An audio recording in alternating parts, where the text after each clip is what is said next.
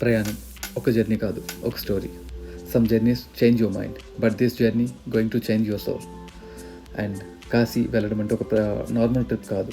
It's a pilgrimage, it's a calling from lord Shiva. From the moment I started journey inside me, there was an only one feeling: peace, devotion and excitement to see Mahadev city.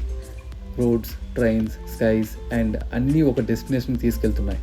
Kashi, where the history lives, where the spirituality talks and everywhere steps feels as divine. ఈ journey మనము just travel చేయడం కాదు, we transform, we grow, we feel blessed. Let's begin the trip of towards Kashi, towards the land of liberation. Her her Mahadev. కొన్ని journeys మ్యాప్లో plan చేస్తాం, కానీ Kashi journey మనసులో పుట్టాలి. It's not just a travel, it's a destiny. When Mahadev decides, the road becomes the path becomes the blessing and the blessing becomes the Kashi. Feeling of excitement, feeling of devotion. ఇది ప్రయాణం కాదు, ఇది కాశీ యాత్ర, a journey towards piece. ఈ భూమి మీద పుట్టిన ప్రతి ఒక్కరు చూడాల్సిన ప్లేస్ కాశీ. గంగా నది చూసినప్పుడు మనలో ఉన్న అన్ని డౌట్స్, అన్ని fears, it's silently wash away. It feels like Mahadev telling us you are not alone. Kashi అనే పేరు, దానికి meaning the place of light. So because of knowledge, spirituality and moksha start from here. Kashi ఈ వరల్డ్లో ఓల్డెస్ట్ లివింగ్ సిటీ అని చెప్తారు, ఎందుకంటే it's more than 5000 years old అని. కాశీ అంటేనే knowledge, spirituality and moksha. And ancient టైమ్స్లో కాశీ ఒక major learning and spiritual centre. ఋషులు, సైన్స్, సోలార్స్ ఇక్కడ తపస్సు చేసి వేదాలు నేర్చుకుంటారు. గంగా రివర్తో కాశీకి సంబంధం చాలా పవిత్రమైనది. People believe Ganga washes away since and gives liberation for the మోక్ష. కాశీ విశ్వనాథ్ టెంపుల్ ఇతిహాసాల్లోనే ఒక గొప్ప ముఖ్యమైన స్థానం ఉంది. ఎందుకంటే లార్డ్ శివ ఆయన చేతుల మీదుగా నిర్మించిన ప్లేస్ కాశీ.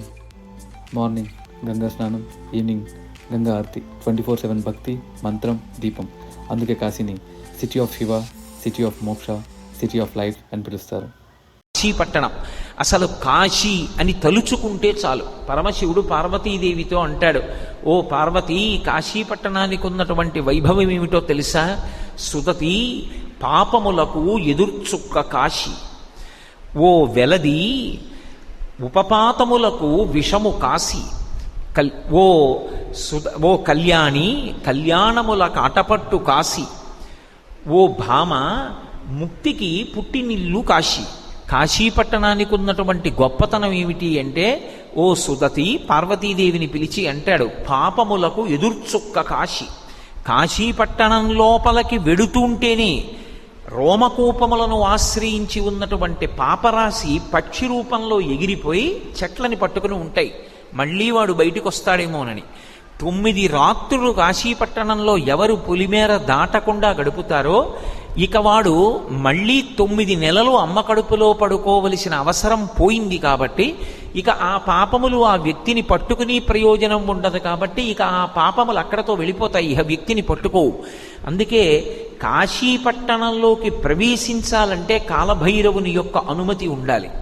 అటువంటి వైభవం కలిగినటువంటి కాశీపట్టణం పాపములకు ఎదుర్చుక్క కాశీ. పాపములను కాల్చేస్తుంది కాశీపట్టణం. రెండవది, ఆ కాశీపట్టణానికి ఉండేటటువంటి గొప్పతనం ఏమి అంటే, అది ఉపపాతములకు విషము కాశీ. పాతకములు అని పంచమహాపాతకాలు ఉంటాయి. పవిత్రమైన సభలో ఇప్పుడు ఆ పంచమహాపాతకాల గురించి మాట్లాడడం ఎందుకు? ఆ పంచమహాపాతకాలంత స్థాయి కాకపోయినా భయంకరమైన పాపాలు ఉంటాయి, ఉపపాతకాలు అంటారు. ఆ ఉపపాతములకన్నిటికీ కూడా విషపు చుక్క కాశీ. అవన్నీ కూడా నశించిపోతాయి ఆ కాశీ పట్టణం లోపలికి ప్రవేశించినంత మాత్రం చేత. అంత గొప్పది. కాబట్టి ఉపపాతములకు విషము కాశీ. అంతేకాదు, భామ కళ్యాణముల కాటపట్టు కాశీ. సమస్తమైన సుఖములను పొందడానికి కాశీపట్టణం యొక్క ప్రవేశం అంత గొప్పతనాన్ని ఇస్తుంది. కాశీపట్టణానికి వెళ్ళడం, కాశీలో ఉండడం, కాశీలో విశ్వనాథుణ్ణి విశాలాక్షిని దర్శనం చేయడం అంత గొప్పవిగా చెప్పబడతాయి. మనం కోరక్కర్లేదు, కోరకుండానే మన జీవితంలో మనకి కావలసినటువంటి సమస్త సుఖములను కూడా కాశీపట్టణం ఇస్తుంది. అందుకే భామ కళ్యాణముల కాటపట్టు కాశీ. అటువంటి కాశీలో మోక్షమునకు పుట్టినిల్లు కాశీ. అసలు కాశీపట్టణంలో మోక్షం పుట్టింది. ఆ కాశీ వెళ్ళినటువంటి వాడికి మోక్షం లభించకపోవడం అన్నది ఉండదు.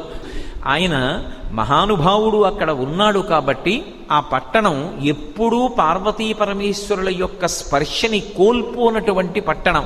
ఆయనకి ఆనందం ఇచ్చేటటువంటి పట్టణం కాబట్టి ఆనంద విపినాభిధానమయ్యే ఆనందకాననము అని పిలుస్తారు. అంత గొప్ప కాశీ పట్టణానికి ఒక లక్షణం ఉంటుంది. కాశీపట్టణంలో నాకు ఇది కావాలని అడగకూడదు. ఒక్క అన్నపూర్ణమ్మ దగ్గరికి వెళ్ళి అడగడం వినా ఎక్కడ అడగరు. ఎందుకంటే కాశీ వెళ్ళి అడగడానికి కావలసినంత శక్తి మనకి లేదు. మనకేమొచ్చు అడగడం. అందుకే కాశీ వెళ్ళి కొబ్బరికాయ తెచ్చుకున్నాడు రా అని ముతక సామెత పుట్టింది. కాశీ వెళ్ళి కొబ్బరికాయ తెచ్చుకున్నాడు రా అని ఎందుకంటారంటే విశ్వనాథుడు మోక్షాన్ని ఇచ్చేస్తాడు అక్కడ. So this is the end of the Kashi trip.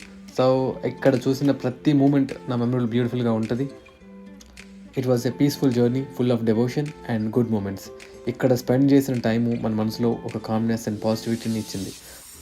Once again, thank you very much for watching this video and traveling with me. Har Har Mahadev, Shambho Shankara.